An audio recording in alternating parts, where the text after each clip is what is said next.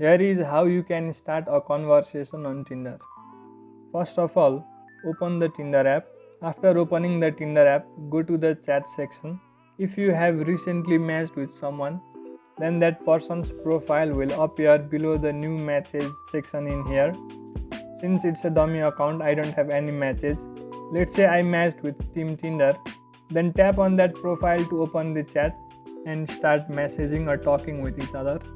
There are many videos on YouTube that teaches you how to message someone on Tinder or how to leave a good first impression. So you can check out those. Talking from my side, it's always better to leave a good impression.